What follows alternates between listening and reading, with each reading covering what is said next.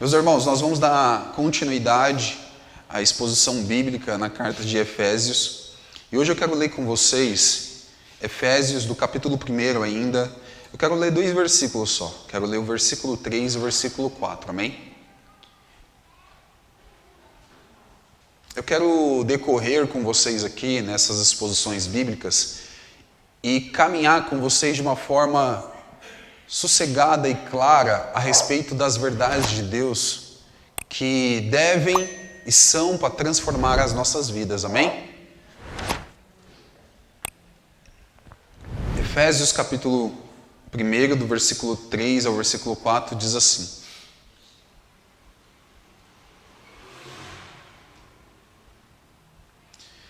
Bendito seja o Deus Pai de nosso Senhor Jesus Cristo, que nos abençoou com todas as bênçãos espirituais nas regiões celestiais em Cristo. Antes da fundação do mundo, Deus nos escolheu nele para sermos santos e irrepreensíveis diante dele. Mais uma vez, bendito seja o Deus Pai de nosso Senhor Jesus Cristo, que nos abençoou com todas as bênçãos espirituais nas regiões celestiais em Cristo. Antes da fundação do mundo, Deus nos escolheu nele para sermos santos e irrepreensíveis diante dele. Amém?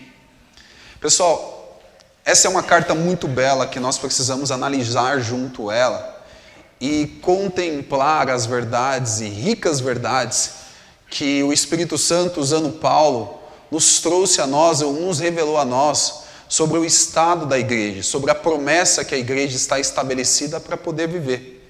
O apóstolo Paulo, ele nessa carta, eu posso dizer que é a única carta que o apóstolo Paulo traz, onde ele não traz situações pontuais de uma certa igreja. Se você ler as outras cartas, eu acho que também tirando Colossenses, são cartas onde ele trata sobre questões teológicas pontuais que a igreja está vivendo. Mas essa carta aqui é uma carta que, segundo as pessoas que mais estudaram sobre ela, não é uma carta voltada para um ponto de pessoas específicos, mas ela é uma carta voltada totalmente para a cidade, que precisava cada vez mais clarear a respeito das riquezas que Cristo liberou para a igreja dele em Éfeso. Então não é uma carta que trata sobre questões pontuais, mas é uma carta que traz, teologicamente falando também, a revelação divina para que Deus chamou a igreja. Amém? Por isso que o tema central dessa carta aqui, a gente pode se dizer que é o povo de Deus, a nação mais rica dessa terra. Por quê? Porque aqui vai revelar para nós, aqui nós vamos estudar alguns versículos, assim como nós estudamos o primeiro e o segundo versículo, a forma como Cristo não simplesmente salvou a igreja, mas a herança que ela está fundamentada. E nós lemos 2 versículos aqui, que nós não devemos passar por cima disso aqui como se não fosse qualquer coisa para nós, mas nós devemos aplicá-la, sondá-la, orar em cima disso aqui, para que verdadeiramente nós possamos viver aquilo que Deus nos ensinou, nos instruiu e viveu em nosso lugar para que a gente pudesse viver. Então, olha o contexto dessa história. Nós estamos falando de um apóstolo chamado por Deus, o apóstolo Paulo. Nós lemos isso nos primeiros versículos. Ele foi chamado por Deus, foi escolhido por Deus para uma missão de poder propagar o evangelho para toda a criatura, principalmente para os gentios. Quando ele escreveu essa carta, ele não estava numa situação muito boa, Madian. Ele estava preso dentro da sua própria casa, e por ali ele ficou durante 2 anos, por simplesmente pregar o evangelho. O apóstolo Paulo ele não podia sair da casa dele para pregar em outro lugar. Por causa do anúncio do evangelho, das boas notícias, Paulo passou por grandes e problemas enormes, que eu e você, provavelmente, nós nunca vamos passar.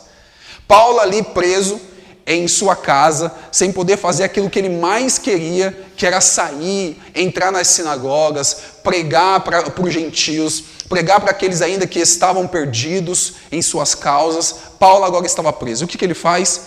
Ele, pela ação do Espírito Santo de Deus, ele começa a escrever algumas cartas. Então Paulo, mesmo geograficamente preso em um lugar, isso não impedia ele de continuar sendo usado pelo Espírito Santo. E ele escreve essa carta. E é uma carta que, irmãos, a Bíblia aqui separa por versículos.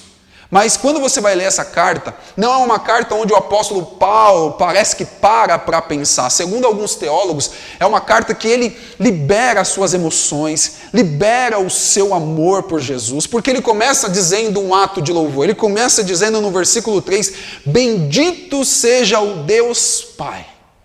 Ou seja, bendito significa louvado seja Ele. Que nós possamos adorar a esse Deus. Então ele começa no versículo 3, adorando a um Deus que representava algo muito poderoso para ele. Mas se a gente olhar a circunstância do apóstolo Paulo, é uma circunstância meio que perturbada, conturbada.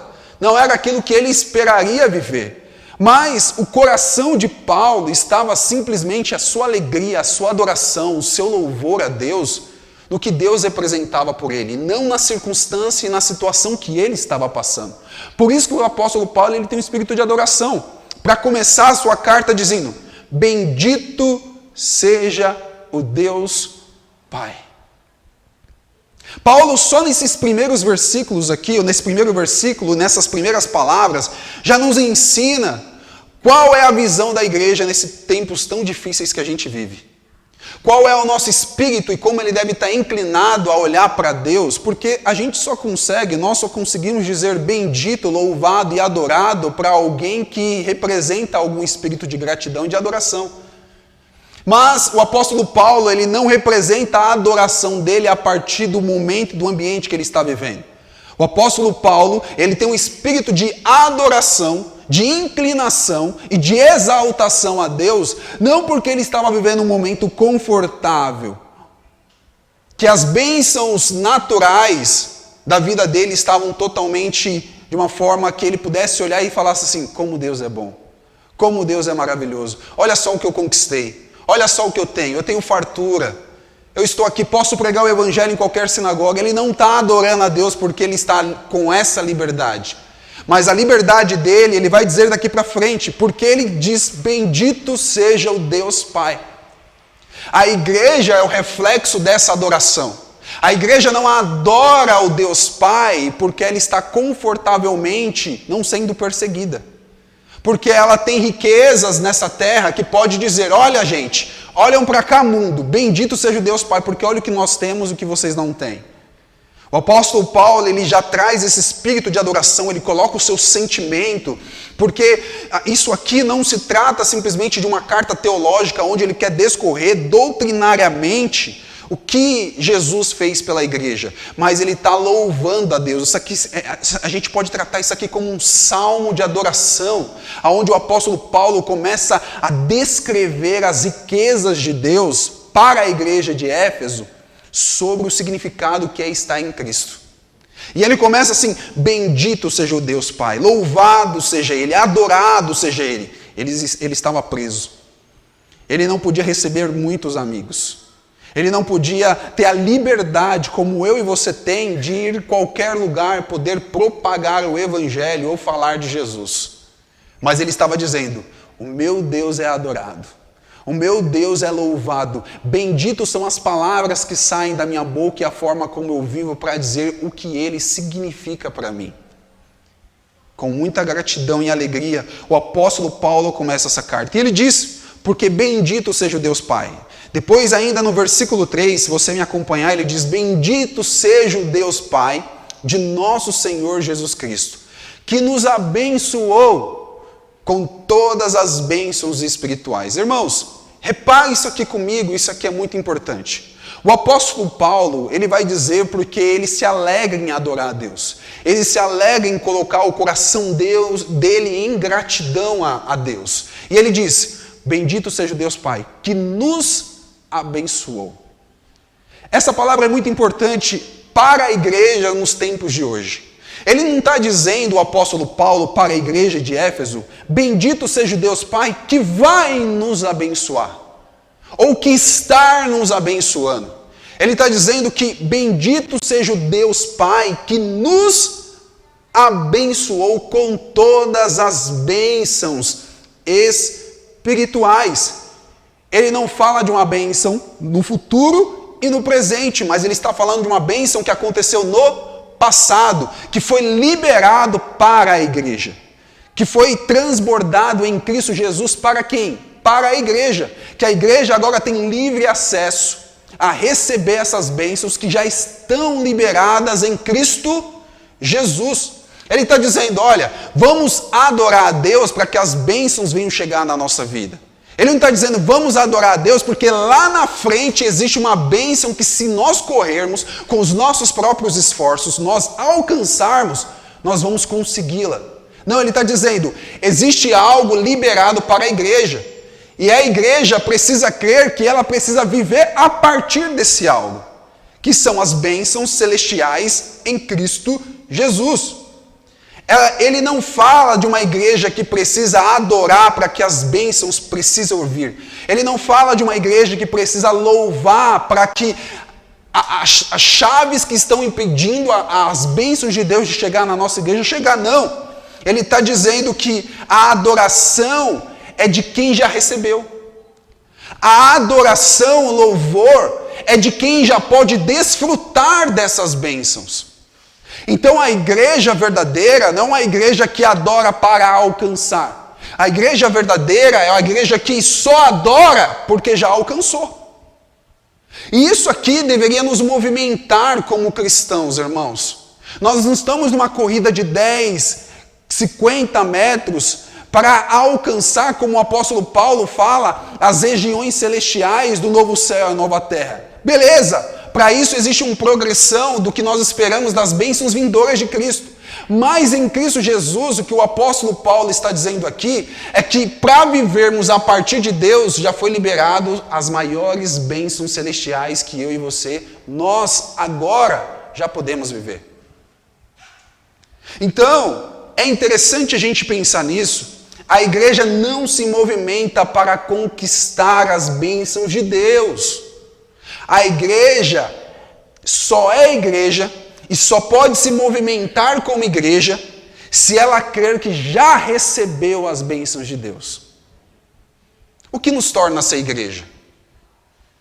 O que nos faz ser igreja? O povo de Deus. É o que nós fazemos para nos tornarmos igreja e recebermos a bênção dele? Ou é Deus que nos faz ser igreja e a partir da bênção que ele nos torna ser, é o resultado e o fruto do que as pessoas têm que ver em nós?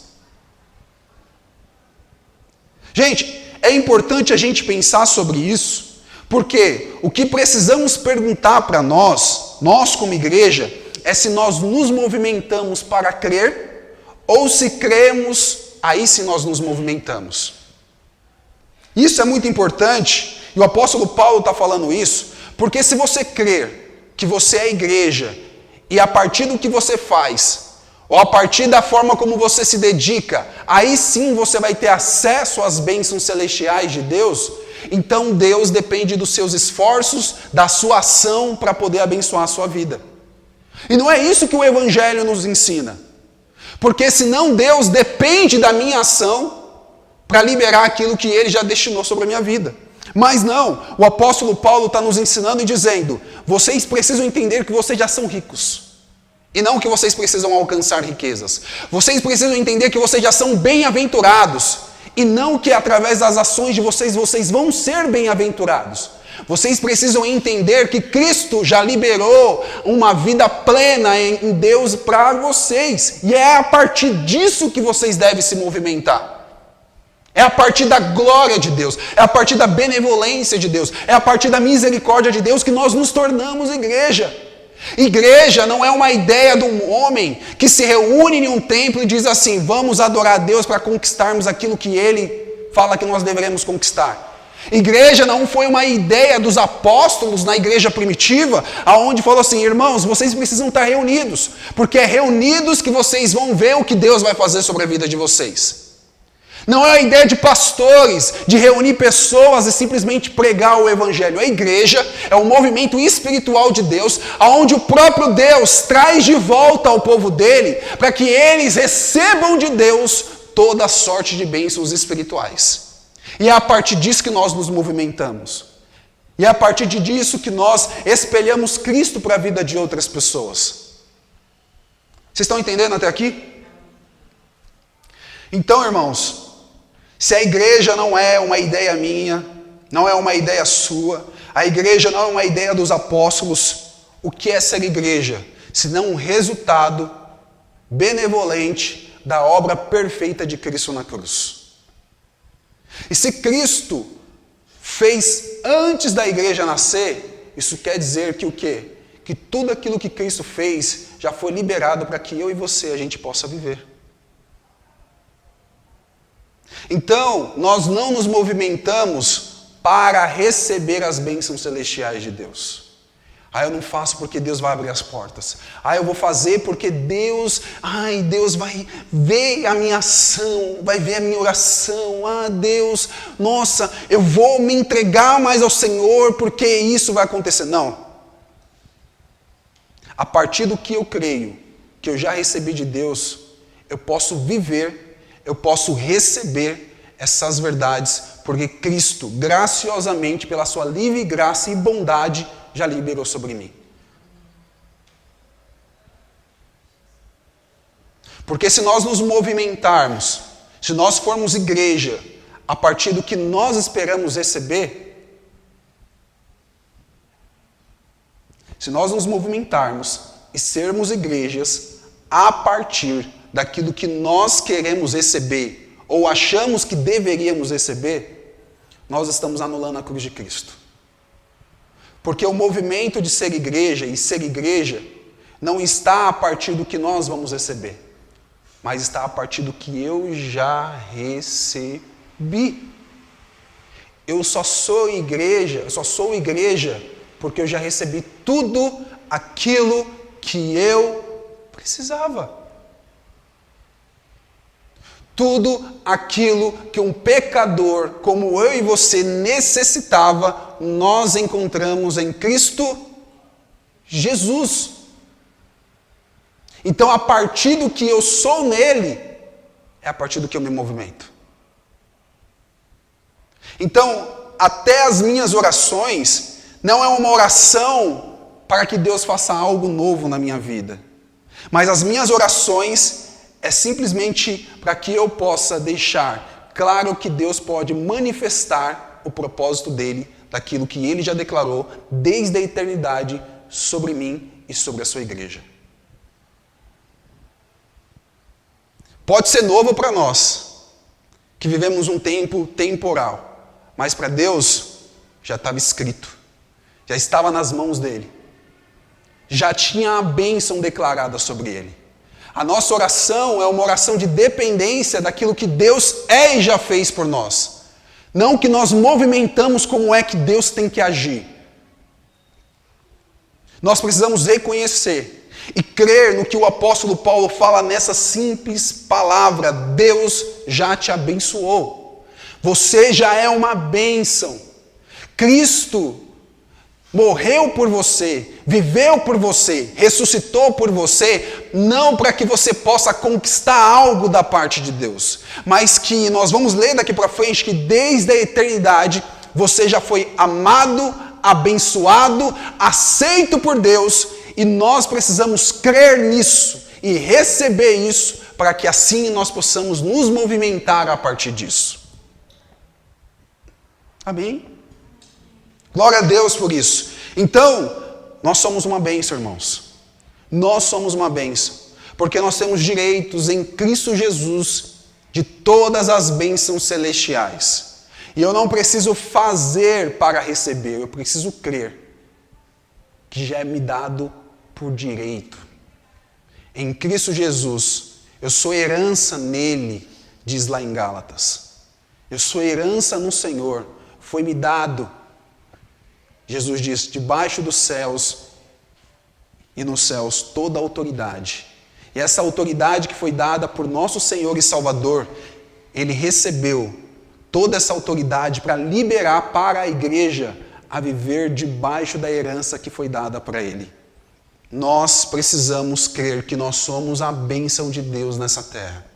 Nós precisamos crer que as riquezas celestiais estão sobre nós.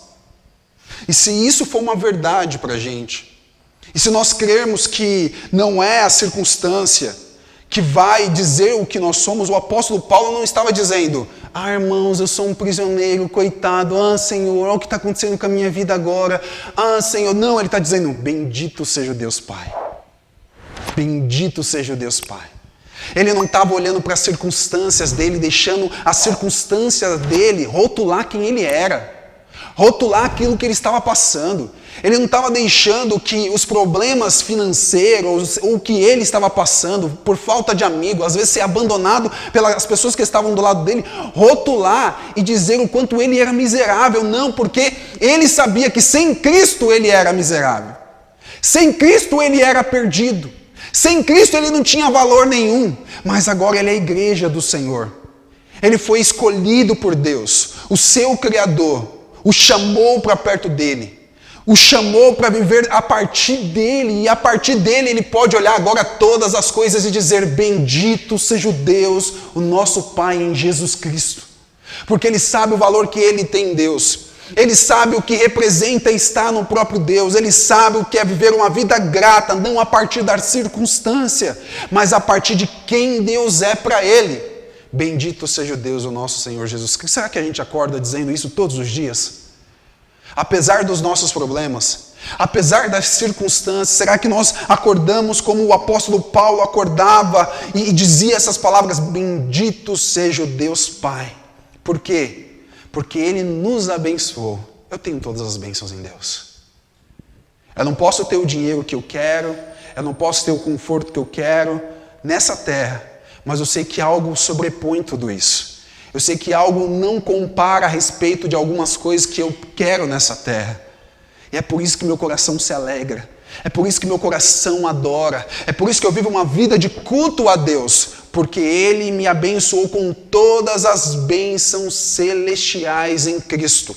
E eu me movimento não para receber mais alguma coisa, mas eu me movimento porque eu recebi tudo o que eu precisava. Será que a gente vive assim? Senhor,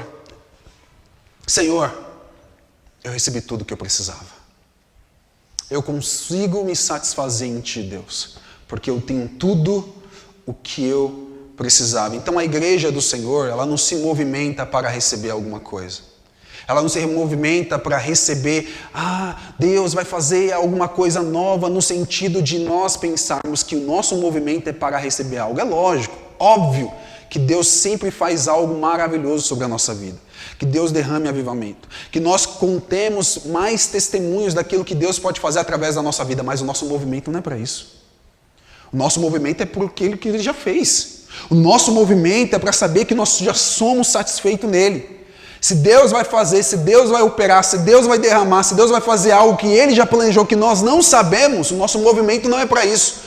Nós somos satisfeitos em Cristo. E se Ele não fizer mais nada, há satisfação completa e eterna para nós vivermos sendo grato a Deus e dizendo: bendito seja o Deus que derramou todas as bênçãos celestiais em Cristo Jesus para a nossa vida. Amém? Glória a Deus por isso. E Ele continua dizendo: de todas as bênçãos espirituais. Isso quer dizer, irmãos, que a paz, a alegria, o contentamento, a felicidade, o amor e a provisão já está liberado para toda a igreja. O nosso problema é que nós não cremos nisso.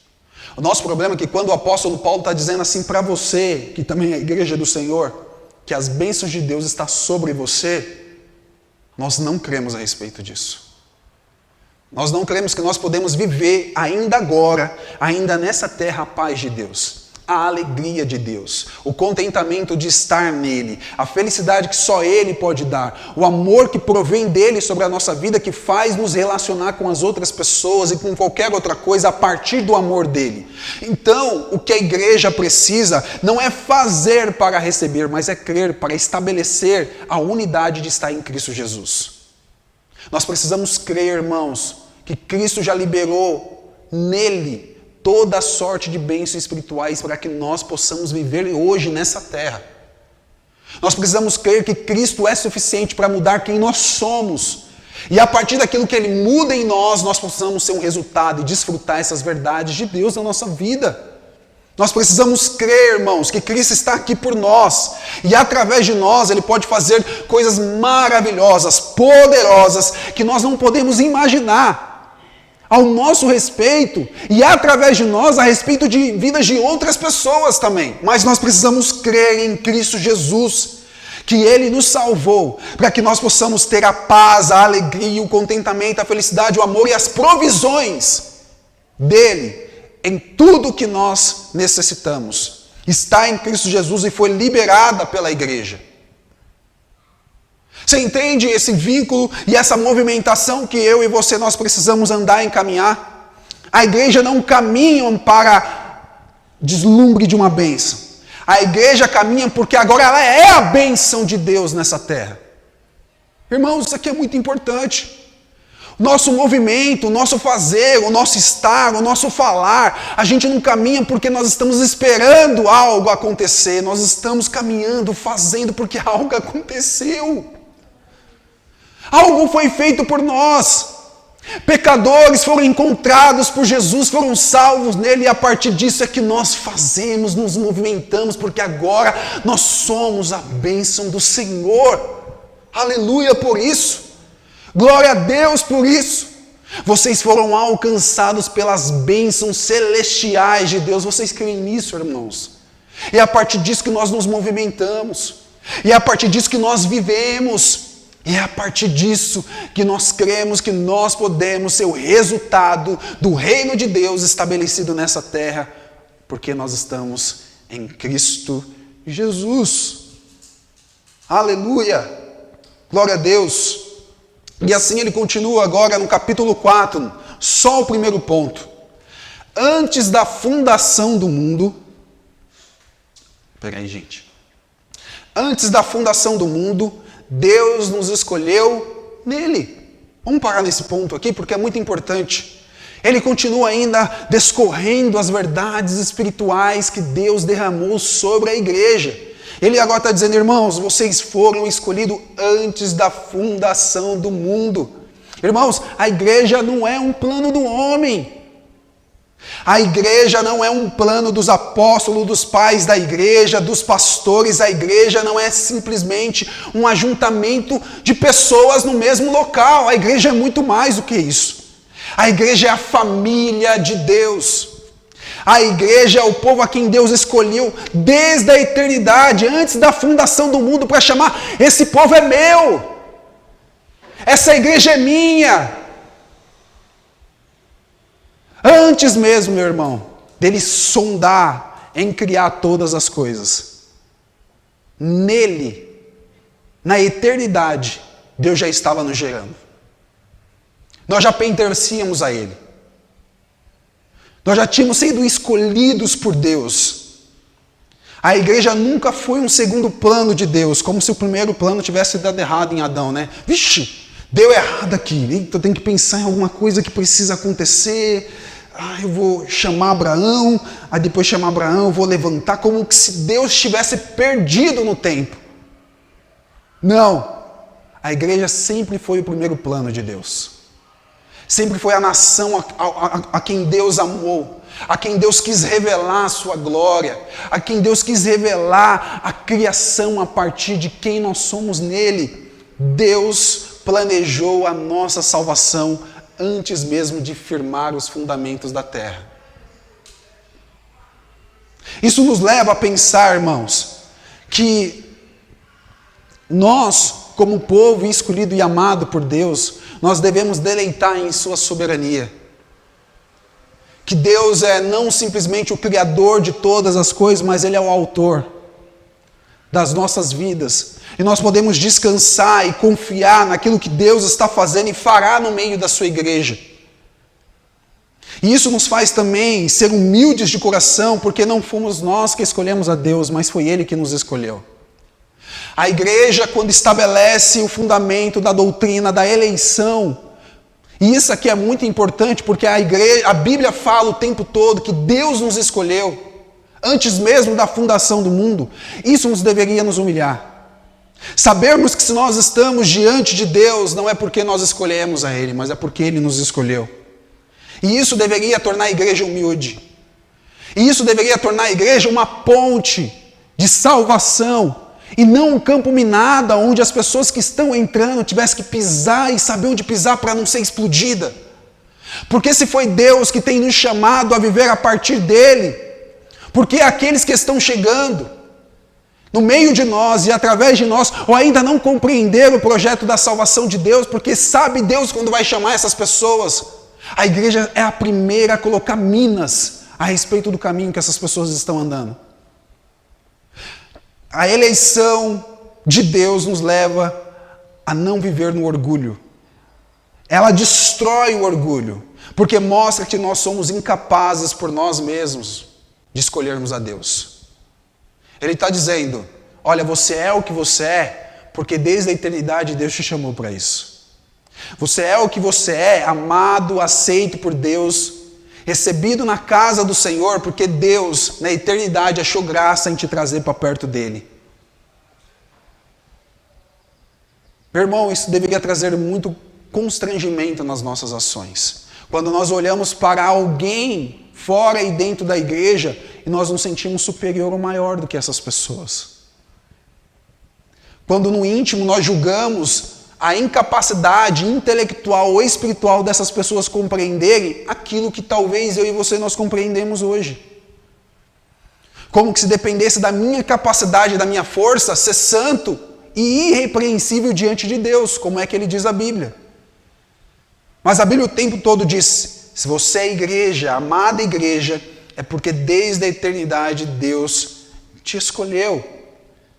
E isso nos deveria ser as pessoas mais humildes dessa terra. Se tem um povo, se tem uma nação que deveria viver numa própria humildade, era a nação de Deus. Era a nação de Deus. Porque o movimento que ela é, não é um movimento a partir da sua própria capacidade, ou do seu próprio sacrifício, mas o movimento que ela é e daquilo que ela faz, parte do Deus que a escolheu. De um Deus amoroso, de um Deus bondoso, que trouxe essas pessoas para perto dele. E o desfrute de que elas estão vivendo é a partir da fonte real que elas vivem agora para Deus. Isso faz sentido para vocês, irmãos? Isso tem que ser algo poderoso para as nossas vidas. E é tão importante isso, que o apóstolo Paulo, pela ação do Espírito Santo, ele vai dizer, irmãos, antes da fundação do mundo, vocês foram escolhidos em vocês mesmos. É isso que diz o versículo.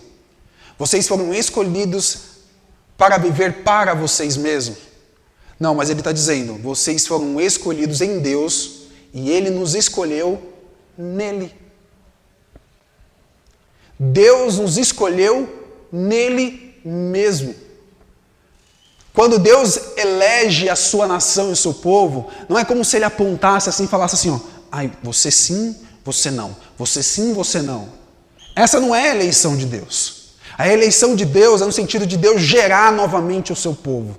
É tirar das suas entranhas a verdade incumbida que há nele, a sua santidade, o seu amor, as suas verdades, fala assim, eu vou fazer nascer o meu povo a partir de mim. Então ele diz que ele escolhe o seu povo a partir dele mesmo, ou seja, a nossa origem, a origem natural da igreja, o habitat natural da igreja está em Deus. E estar em Deus significa que nós nascemos a partir dele. E por nascer a partir de Deus, é que nós podemos agora mostrar para todos quem é o nosso Senhor através do nosso testemunho. Então nós não testemunhamos para mostrar o lugar para onde nós vamos. Nós testemunhamos porque nós voltamos para a nossa origem. Nós voltamos para a presença de Deus. Nós voltamos para estar perto do Pai. Nós que fomos totalmente contaminados pelo pecado, enraizado pela natureza incrédula do mal, agora Deus nos salva em Cristo Jesus, com essa promessa desde a eternidade, para que nós possamos voltar para onde nós não deveríamos sair, para a presença dEle. Então a igreja não está caminhando para ir para o céu, mas a igreja agora, ela caminha porque ela já está em Cristo Jesus, que é o verdadeiro céu que ela precisa. O novo céu, a nova terra, é só um lugar aonde nós vamos habitar e morar e viver por toda a eternidade. Mas o que Deus fez, que transforma a nossa vida e nos faz viver a partir dele, é quando nós recebemos essa verdade e cremos nisso. Aí sim nós podemos testemunhar os céus hoje. A igreja testemunha os céus hoje. A igreja testemunha a vida de Cristo hoje. E como ela testemunha? Quando ela vive a partir de Cristo. Quando Cristo é a força dela. Quando Cristo é o Senhor da vida dela. Os céus não é um caminho onde as pessoas são levadas pela igreja e falam, olha, é aqui que nós vamos habitar. Não. A igreja e a missão da igreja é levar as pessoas até a Cristo, dizer, é aqui que nós devemos habitar em Cristo. O nosso testemunho maior, os céus, simplesmente é a glória de Deus manifestada através da igreja. Nós somos o corpo de Cristo. Nós somos as mãos de Jesus. Nós somos o testemunho vivo do que Jesus fez na cruz do Calvário. E por ter essa verdade entrelaçada em nosso coração, irmãos, nós precisamos entender que nós não estamos num caminho de ir para o céu, mas os céus veio até nós em Cristo Jesus. Os céus nos alcançou a partir do momento que Deus deixou a sua glória, deixou a sua majestade, deixou o seu amor para viver por nós. A primeira palavra que Jesus disse lá em Mateus, depois que ele saiu do deserto, ele diz, o reino de Deus está colocado sobre vocês. Foi derramado sobre vocês. Então nós não estamos numa luta para buscar o reino de Deus. O reino de Deus foi colocado no meio da sua igreja. E se nós não entendermos essa promessa espiritual, nós vamos estar vazios de tudo. Perdidos, alucinados, qual é o meu propósito, Senhor? O que eu devo fazer? Como que se Deus não estabeleça essa verdade dele em nós agora, no meio da igreja, no meio do seu povo? Gente, isso aqui são promessas celestiais que o apóstolo Paulo está dizendo, as bênçãos de Deus já foi derramado sobre a sua igreja. São palavras proféticas dadas pelo Espírito Santo, derramadas sobre a igreja que eu e você, nós precisamos viver agora. Nós precisamos viver agora aquilo que Deus estabeleceu sobre nós, irmãos. Nós precisamos entender agora aquilo que Cristo é e representa numa verdadeira transformação sobre a nossa vida agora. Deus está dizendo, através da vida do apóstolo Paulo, guiado pelo Espírito Santo, as bênçãos foram derramadas sobre a vida de vocês. E isso não foi um segundo plano de Deus. Deus determinou isso desde a eternidade. Deus nos escolheu para ser o habitat da presença dEle. Deus habita no meio da igreja. O que isso representa para nós? Se nós somos o templo de Deus, se é Deus se revelando para o meio da igreja, o que será que Ele não fará quando nós cremos a respeito disso? Deus está no meio de nós, irmão. Você crê nisso? Deus estabeleceu o seu reino em nós. Você crê nisso? E qual é o resultado disso tudo? Se os céus desceu para pecadores como eu e você, se Deus estabeleceu a verdade dEle, poderosa dEle na nossa vida, por que nós não cremos nisso? E se nós não vivermos isso, é porque nós não entendermos que Deus trouxe o céu novamente para a terra em Cristo Jesus. Irmãos, isso aqui é muito forte, irmãos. Isso aqui é muito poderoso para a nossa vida. Nós somos a imagem de Deus nessa terra. Nós, como igreja, somos a imagem de Deus nessa terra. Isso mostra que ser eleito por Deus não é simplesmente uma escolha natural, mas é algo criacional. Se nascemos, se Deus nos elegeu a partir dele, nós saímos dele, isso quer dizer que a igreja tem uma origem. A igreja sabe aonde ela deve habitar. E é na presença dele. Nós nascemos para vivermos na presença dele. Nós nascemos para viver na presença de Deus. E isso quer dizer que se eu e você, nós vivermos fora da presença de Deus, é impossível de vivermos completo. É impossível de vivermos felizes. É impossível de vivermos uma vida plena Fora da presença de Deus, eu e você, nós não somos nada. Nós precisamos entender isso, irmãos. Como essas bênçãos celestiais alcançou na nossa vida, o quanto a gente precisa voltar para o nosso habitar.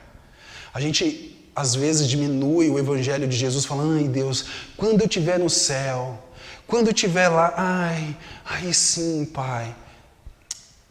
Não, irmãos. Não, irmãos, não, irmãos. Jesus está aqui hoje para você. Jesus está aqui hoje para a sua vida. Jesus está aqui hoje para contemplar as verdades celestiais através do seu Espírito, para derramar todas as bênçãos celestiais que Ele conquistou na cruz do Calvário para você. Nós precisamos viver completamente em Deus, porque vivermos nesse habitat que nós fomos chamados e gerados desde a eternidade para vir, é entender a nossa origem. E entender a nossa origem é entender a nossa identidade. É entendermos a nossa identidade. E já para finalizar, irmãos, eu não sei se eu estou sendo claro, mas, sabe, sei lá como eu posso trazer um exemplo, mas é como o peixe. O peixe, ele nasceu da água e para a água.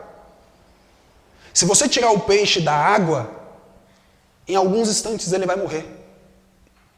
Você nasceu para Deus e para a glória dEle, e para a presença dEle.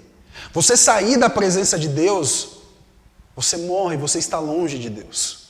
Então nós precisamos voltar para o lugar que nós fomos destinados. Nós precisamos estar na presença de Deus. Assim como um peixe está para a água, nós estamos para a presença de Deus. Nós precisamos voltar para Ele. E para terminarmos, o versículo 4, a parte B, diz que depois que Ele nos escolheu, Ele diz para o quê? Ele diz para sermos santos e irrepreensíveis diante dEle. Ô irmãos, isso aqui é muito forte. Eu quero terminar aqui com vocês nessa manhã. Sabe, qual é o propósito deste chamamento de Deus da igreja? Deus não... Gente, nós não fomos escolhidos por Deus porque nós somos santos. Mas nós fomos escolhidos de Deus para a santidade.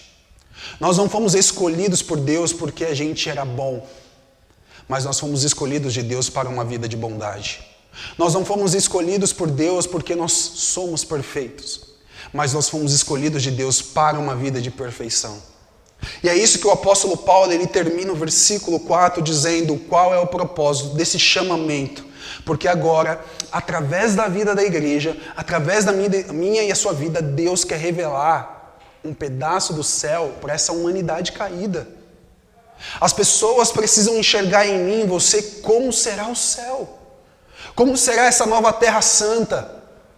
As pessoas precisam ter um spoiler daquilo que será bom na eternidade, porque a igreja, agora em Cristo Jesus, recebeu o céu celestial dentro dela. Irmãos, as pessoas precisam enxergar em nós, a igreja santa, imaculada, escolhida por Deus, as verdades celestiais. Deus nos chamou. E agora é a partir disso que nós podemos viver uma vida santa e irrepreensível diante de Deus.